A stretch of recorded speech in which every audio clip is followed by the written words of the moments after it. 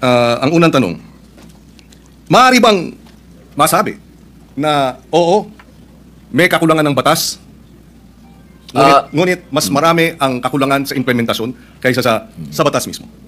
Una po, linawin ko po sa ating kaibigan, Senator Kiko Pangilinan, wala po akong sinabi na kulang ang batas. Ang sabi ko po ay napakaganda ng batas na ito.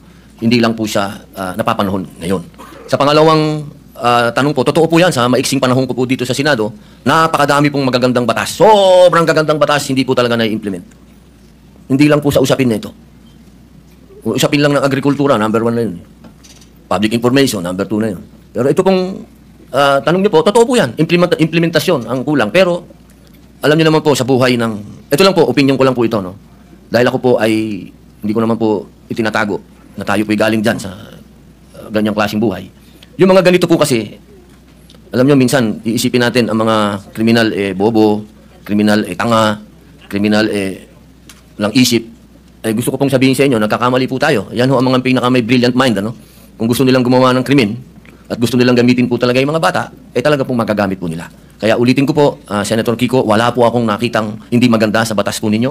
Ako po'y naniniwala dito sa batas po ninyo. Kaya lang po, kailangan po natin mag-adjust po sa panahon po ngayon. Maraming salamat sa paliwanag at sa kasagutan. Kanina nabanggit nung in-interview na kabataan na kaya nila ginawa yung batas, yung kriminalidad. Kaya sila gumawa ng krimen ay dahil hindi sila mapaparusahan. Tama yun, hindi ba? Tama yung kanilang yung bitiw na salita. Tama ba yun sa ilalim ng batas na pag sila gumawa ng kriminalidad o krimen ay hindi sila mapaparusahan? Sa usapin po ng kasi ganito po yan, napakaganda po nung inyo pong katanungan. Ang bata kasi, kahit siya, lalahatin ko na po, kasi ganito yan Pagka sinabi mong pananagutan, ang kaduktong po nun, dapat may parusa. Kasi kung pananagutan, oo, may pananagutan, sinabihan siya, ginawa mo yan, kaya ganito muna ang mangyayari sa'yo, dadaling ka muna dito sa Bahay Pag-asa, dadaan ka dito sa matinding intensive na masasabi nating psychological and moral and lahat na po, sabihin natin. Alam niyo po, Senator Kiko, sa 3 years and a half ko po sa Bilibid, hindi ko naman po nila lahat, pero wala na pong pinakamagagaling na artista kundi kriminal. Kapag kaharap niyo po yan, lahat ng drama, lahat na po, sabihin niyo po, lahat ng kalungkutan, lahat ng pinagdadaanan niya, sasabihin sa inyo. Pero pag talikod po ng nag-i-interview dyan, halimbawa ng empleyado sabihin gwardiya, o ng probation officer, pag talikod po nun, pagbalik niyo sa selda, bubuksan yung wallet niya, papakita sa iyo yung dyaryo, itong pinatay ko, pare. Ganyan po ang criminal mind. Hindi ko naman po inilalahat, pero pagka sinabi po natin kasi ng pananagutan, dapat nagbabayad ka ng kasalanan, hindi lang binasa sa iyo. Hindi yung parang gumawa ka ng isang karumal-dumal na krimen, ito po nakita ko po ito dahil ako po ay kagyat na pumunta sa Camarines Norte nung ni-rape nila yung batang, ano po ito Senator Kiko magkakaibigan po ito. Yung babae ni-rape nila, binidyo nila, lahat, pinatay, lahat po binidyo, hanggang naagnas yung bata, binidyo. Pagdating po, kasama po ako doon nung dinala po doon sa Bahay Pag-asa, ang sabi ng bata, hahantingin ko kayo, sabi doon sa mga, papatayin ko kayo, sabi doon sa mga pulis. Ilang taon yung batang yun? 13 po. At ilang taon yung grupo sila, hindi ba? Grupo po. 13, 15, yung isa po 16. Yung bata pong ni-rape nila, 13 din. Yes. Okay. Kaya ako tinatanong yun dahil yung bitiw na salita ng bata dito sa video na sinasabing ginawa namin ng krimen dahil alam namin hindi kami mapaparusahan ay maling impormasyon. Hindi tama na hindi sila mapaparusahan. At yung mga edad 16, 15, oo, menor de edad, pero maliwanag sa batas na maaari silang litisin bilang mga nasa hustong gulang na kapag napatunayan na meron silang discernment. At ang katunayan yan, yung magwad killings, dahil sila ay menor de edad nung naganap, pero sila ay 16 at 17, sila ay nilitis bilang mga nasa hustong gulang at sila ay nakakulong ngayon. In other words, hindi tama yung sinasabi na dahil menor de edad, hindi pwedeng parusahan. Dahil yung dalawang involved sa magwad killings, pinarusahan, nakakulong ngayon. Yun ang puntong isa. Ayaw nating mangyari ang mga ito. Dapat lang mabigyan ng hustisya ang mga biktima ng karumal-dumal na krimen na galing sa menor de edad. Subalit hindi tama pag sinabing kapag menor de edad dapat pakawalan, number 1, dahil pag pinakawalan yan, labag sa batas yan, at dapat parusahan yung mga nagpapakawala ng mga menor de edad na nagkasala. Yan ang batas. Iba ang batas, iba naman ang implementasyon. Yung nagsasabi namang pinakikita yung birth certificate, may pananagutan din ang mga magulang sa ilalim ng batas. At yung mga nagsasabing ginagamit ng mga bata, may pananagutan din sa nasabing batas. In fact, ang parusa dun sa mga gumagamit ay yung maximum na maaaring maging parusa dun sa krimen na isinagawa ng mga bata at ginamit ng mga sindikato. Ito'y madaling sabihin. Parusahan yung bata, ginagamit ng mga sindikato. Bakit? hindi habulin yung mga sindikato. Kasi mas madaling parusahan yung bata. Mahirap parusahan yung mga sindikato. Dahil yun, makapangyarihan. Yung bata, vulnerable. Ginamit na ng mga sindikato, exploited na, biktima na, dahil ginagamit at kinakasangkapan, at mabibiktima ulit ng Estado dahil kailangan silang parusahan at ikulong. Kaya, kinakailangan marahil ay balansihin natin. At sa usapin ng unang-una, yun nga ba talaga ang sinasabi ng batas? Opo, katulad po ng sinabi ko kanina, wala po akong nakitang hindi maganda po sa batas po na ginawa po ninyo. Sa umpisa pa lang po ng aking talumpati, ay yan na po kagad. Sinabi ko po ay napakaganda. Yun lamang po sa usapin, doon lamang po sa edad. At yun po talaga ang aming intensyon na bumaba po ito. Dahil sa nakita naman po natin, talagang yung mga nakakagawa po ng krimen ngayon ay nasa ganung edad na po. Huwag niyo pong isipin na ang aking amenda ay para guluhin o sirain ang honor ng batas po na yan. Hindi po. Ako po ay isang ayon dyan. Yung lamang pong provision na yun. Kailangan lang naman po talaga nating pag-aralan mabuti dahil sa ngayon po talaga aming ginagalang at mahal na Senador Kiko Pangilinan, iba po kasi ang pinanggagalingan natin. Kayo po ay magaling na abogado. Kayo po ay medyo ironic lang kasi kayo ang nasa posisyon ng akusado, ako naman ang nasa posisyon ng biktima. Pero iisa lang po yung ating mithiin, proteksyonan ng mga bata. Bata. Opo.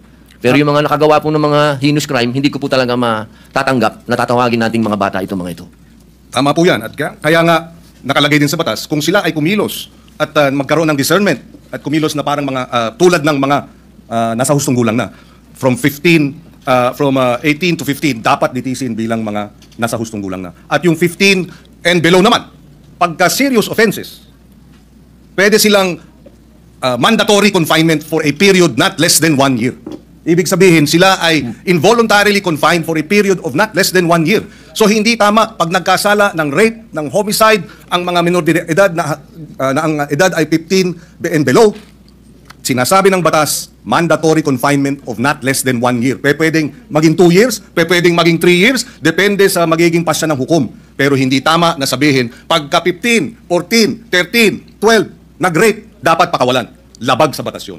Ngayon, nais ko rin ipaliwanag at ilagay sa records po natin, narito si Senator Sherwin Gatchalian.